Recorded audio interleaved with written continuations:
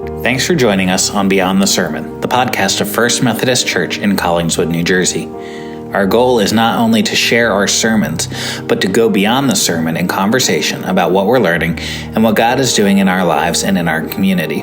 This sermon comes from our 2023 Lent sermon series, 7 Deadly Sins, the power of God to move us from death to new life.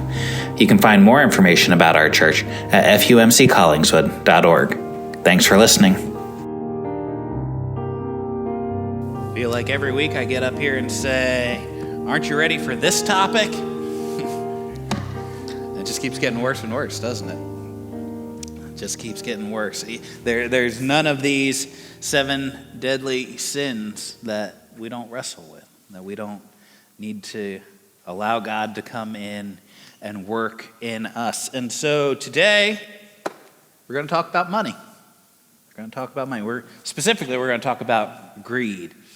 Well, we commonly hear the phrase, money is the root of all evil. Anybody ever hear that before? Money is the root of all evil. I see some hands going up. And while that captures... Kids can go to kids' church. Sorry, Josiah. All right. Pretend I didn't do any of that. No.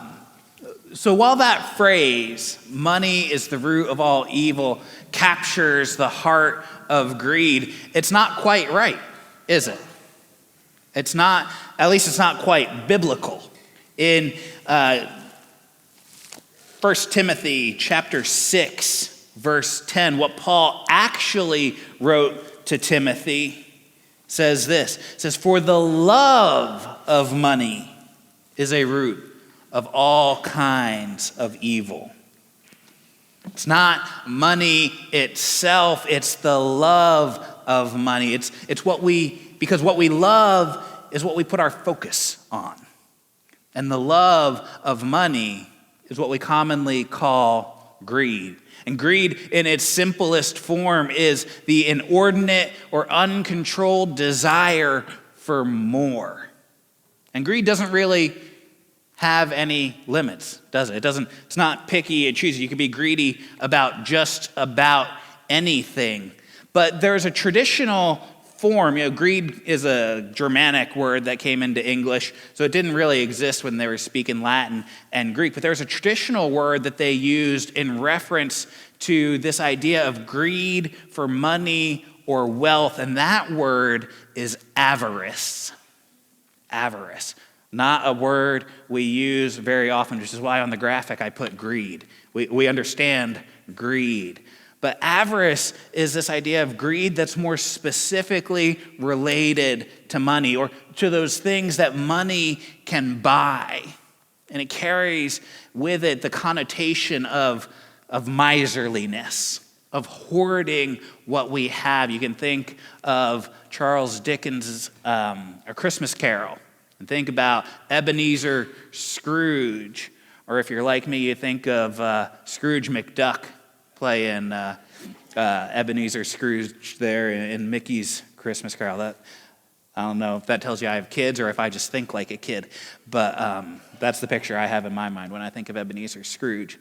Anyway, it carries with it this idea of trying to hold on to what we have. It's not just about getting more, it's about what we already have as well. If you haven't picked up on it in this series yet, I don't think any of these 7 sins are best described by just this simple definition of what they are, what we commonly think of, what I called the first week, I think the cartoonish kind of picture of what they are. I think we need to look more deeply at this concept of greed and its implication for our hearts and our lives. Before we get to looking at those definitions a little more deeply, I want to take some time and look at that passage that Jeremy read for us from Matthew chapter 6 to see what Jesus said here in the Sermon on the Mount about our relationship with money, or the relationship between our heart and our money. In this passage that we read, it's in Matthew chapter 6, beginning in verse 19, Jesus is pretty clear about what he thinks the role of money should be in our lives. If I was honest, this is probably some of the clearest teaching that Jesus does anywhere in the Gospels. It's interesting to me, Jesus talked about money more than just about anything else he talked about. More than heaven, more than hell, more than sin. He talked about money. So when he does, I think we need to pay attention. First thing Jesus says here in 19 is he says, don't store up for yourselves these treasures on earth, right? Our focus, where we're looking, what we're fixing our eyes on shouldn't be on building up our money, our wealth. That's not the point, because ultimately these material things don't have any eternal value. They don't last. He says, don't store up these treasures that can be broken down by time and rust and moth and vermin and rust and all these other things. Our hearts are supposed to be focused on the things that matter eternally. Or maybe you've seen the bumper sticker that says, you can only take what fits in the hearse, right? Right? Have you ever seen a hearse going down the road with the U-Haul trailer attached to the back of it? No. You can't take it with you. Now, I'm sure one of these youth down here in front's probably pulled out their phone and they're Googling looking for a picture of a hearse with U-Haul on the back of it already. But the point, you can't take it with you.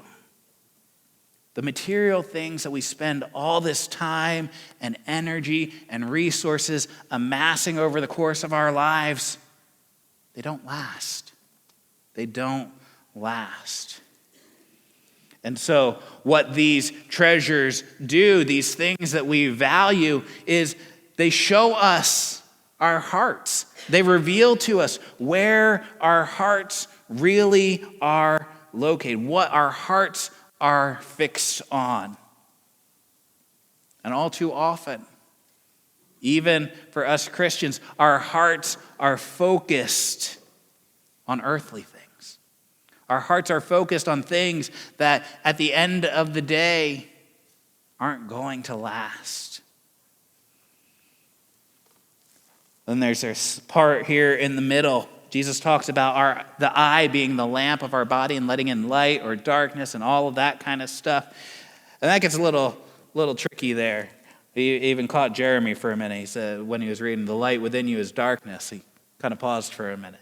I appreciated that pause because it doesn't make sense to us, does it?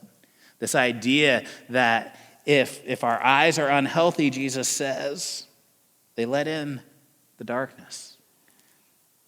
I think what he's getting at there is, where are our eyes focused? What are our eyes set on? And he ends the passage with this verse we know so well. No one can serve two masters. We can't serve both God and money. We have to choose. We have to make a choice of who we're going to serve. And if we don't choose, if we don't make an active choice in the situation, let me tell you, culture will choose for us. Look around at our American culture. It's everywhere. The lure of greed is everywhere in our culture. It's baked into our consumer culture that we have here. It's in our advertising. It's in our economics. It's everywhere.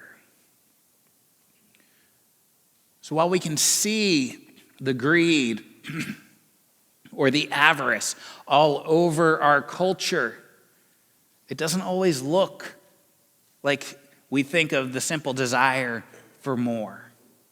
It doesn't always look like the simplistic definition of greed, because greed is really a matter of attachments, right? What are we attaching our hearts to? What do we value? It's a slightly different phrase than Jesus' word of treasure. But what we treasure, what we attach ourselves to, speaks to where our heart is as a culture. Because it's not ultimately about how much we have, right? It's not about whether you're rich or poor, how much you have. Because there are greedy rich people and there are greedy poor people. The reality is that for the greedy person, there's never enough. Enough for the greedy person is always a little more than what I have. I remember one time talking with Meg and showed her a picture on the computer or my phone or something of this beautiful new motorcycle.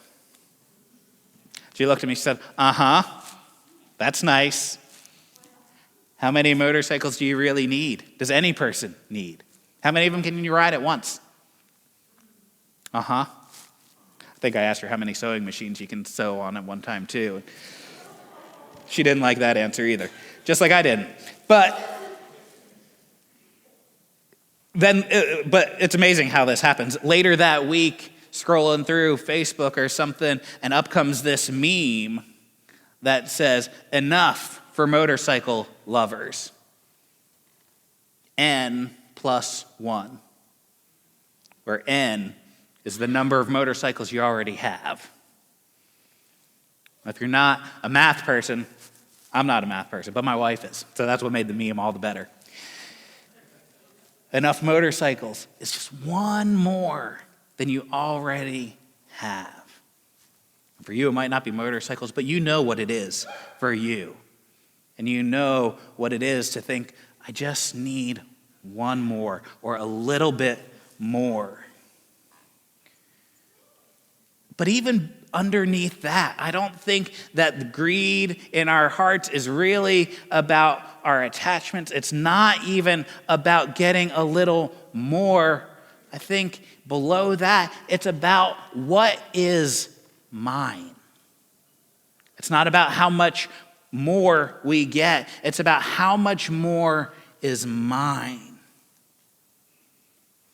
And when we allow those things to grow in our lives, to put down roots in our lives, greed can begin to express itself as a lack of concern even for justice, for the people around us. Because when getting more of what is mine, whether we need it or not, and I'd argue we rarely actually need it, but when getting more of what I can call mine takes priority over the needs of others, it becomes an issue of justice. It becomes an issue of our love for other people. Or when I use what I have to buy my desired outcomes, it might not be a physical thing. It might be a political favor or a judicial issue or whatever. That's how this greed that sinks into our hearts manifests itself in different ways in our world. We've all seen it, the corruption, the scandals, the this, the that, the money going from here to there. But Christian thinkers all through the ages, Rebecca DeYoung says, from Cassian to Gregory to Aquinas, some of these great thinkers, Christian thinkers have taught that avarice's bitter fruits have included being willing to deceive, to lie outright or under oath, to steal, to injure, to betray others for the sake of money. That is to say, when avarice gets one in its grip, the excessive desire to possess trumps even the most fundamental demands of justice. When greed for things makes those things more important than the people around us. When we become willing to use people to serve our love of money rather than using our money to serve the people we are called to love, there's an issue there. There's an issue there. Our treasure is revealing where our heart is. But ultimately, I think we're tempted to seek wealth because we see in that wealth the ability to provide for ourselves, to protect ourselves, to satisfy ourselves, to be self-sufficient. The ability to no longer need God. It's idolatry. When we put ourselves in the place of God, taking over the role of making sure that we get enough, however we define enough. Or when we put ourselves in the role to make sure we get what we want, it's idolatry. It's idolatry.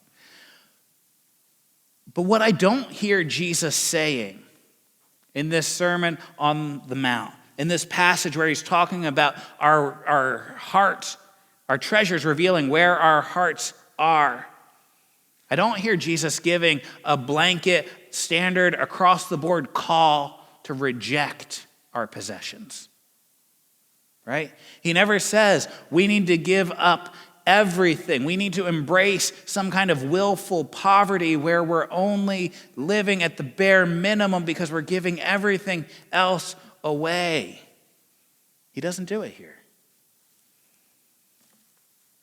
I think it's because Jesus recognizes, he understands we have these needs. If we were to read further in the passage here in Matthew chapter 6, go into the verses that we read a couple weeks ago about for gluttony, when we talked about not worrying what we eat or drink. Don't worry about those things. God will take care of those things. God recognizes we have these needs. And he recognizes that there are useful things in the world which genuinely improve our experience of being humans. I think of art and music and those kinds of things. Jesus isn't against our enjoyment. He's not against our pleasure. He's after our hearts.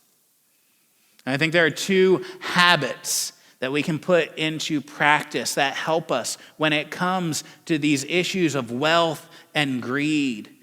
They help us to cooperate with the transforming work that God wants to do in our hearts to make us holy and wholly his. The first of them is tithing, and the second is generosity.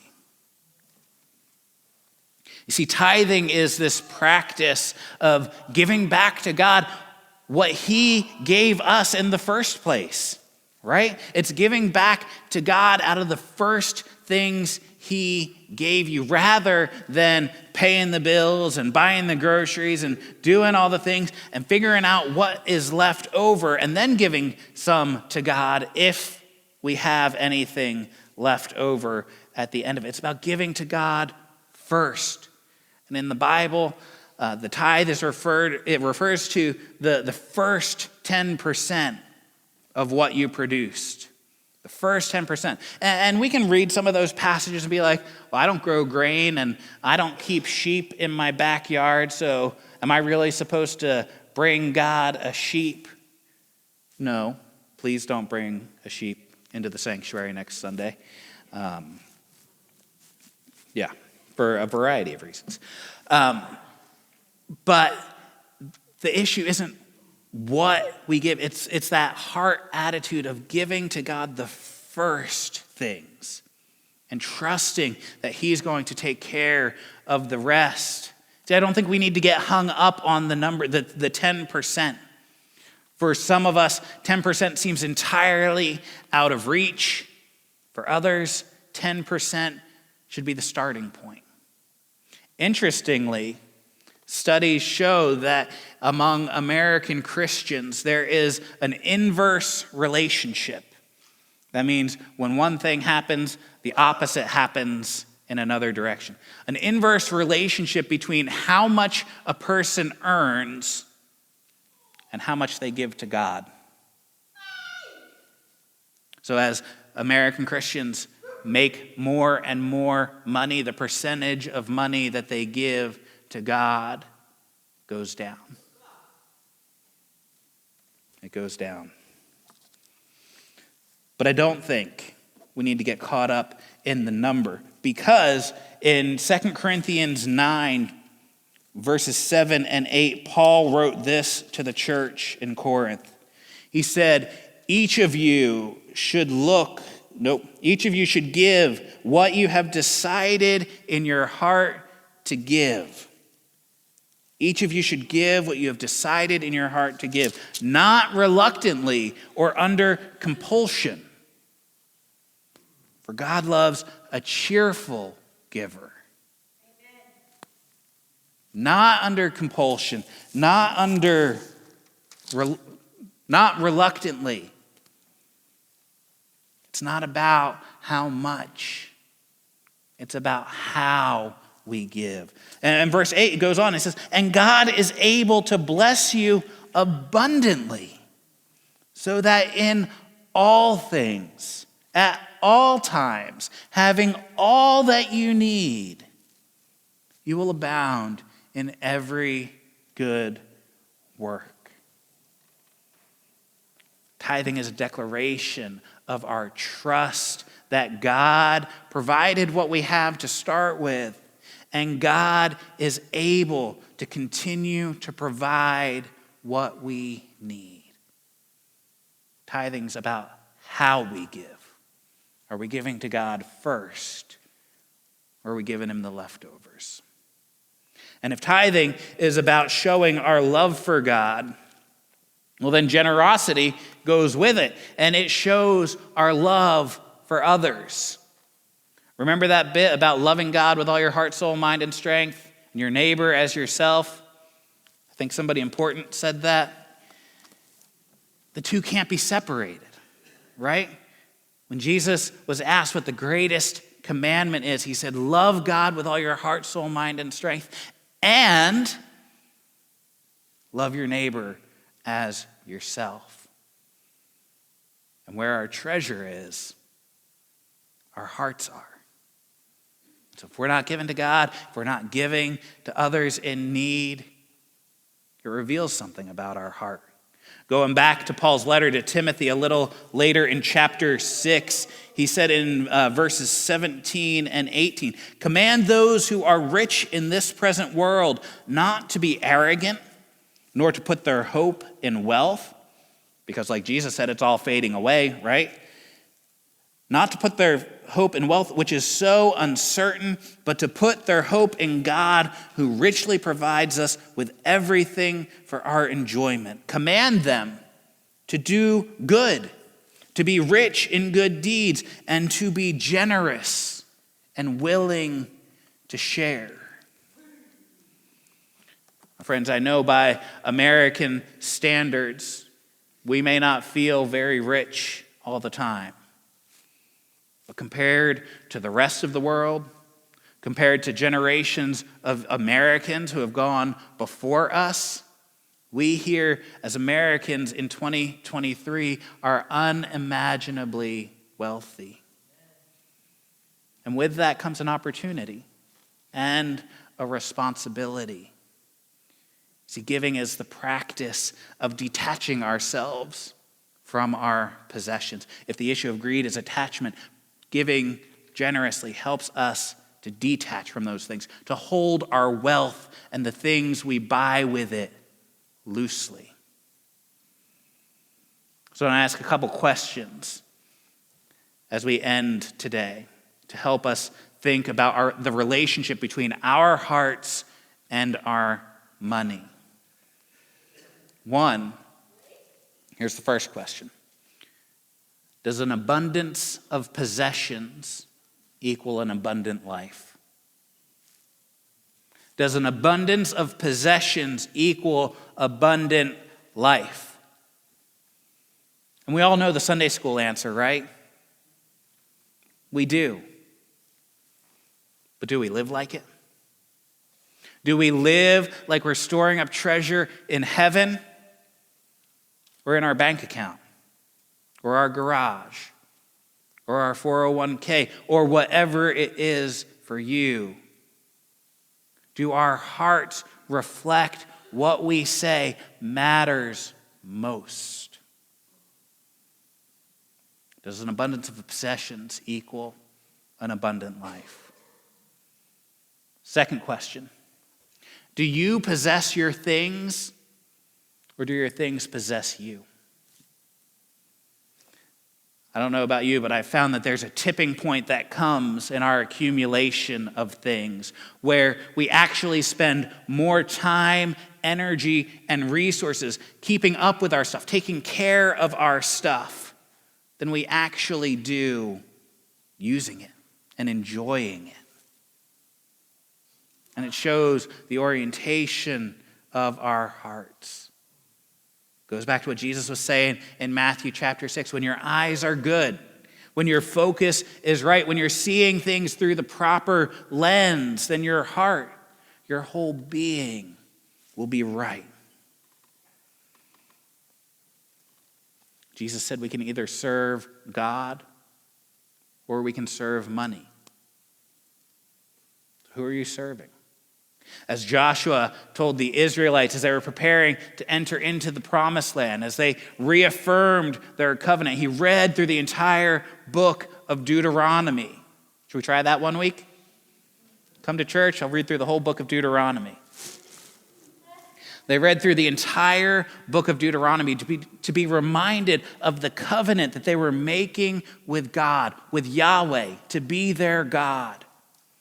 And at the end of it, he says to them, today, you've got to choose today. Who are you going to serve? Is it going to be the God who's delivered us and brought us out of Egypt? Or is it going to be these other gods that the people here in Canaan worship? You've got to choose today. And he said, as for me and my house, we're going to serve Yahweh. We're going to serve the God who delivers us. And so we've each got to ask the question, who are we serving? Does my life reflect that choice? And is there anything that's possessing me among my possessions? Anything I need to give back to God so it doesn't become a stumbling block to my following him? Those are the questions we have to wrestle with today. So I'm going to pray. The band's going to come and lead us in another song. I invite you to wrestle through those questions. Respond however God is leading you today. Some of you might need to come and pray. Some of you might need to just stay where you are, sit where you are and pray. We've all got to wrestle with these issues.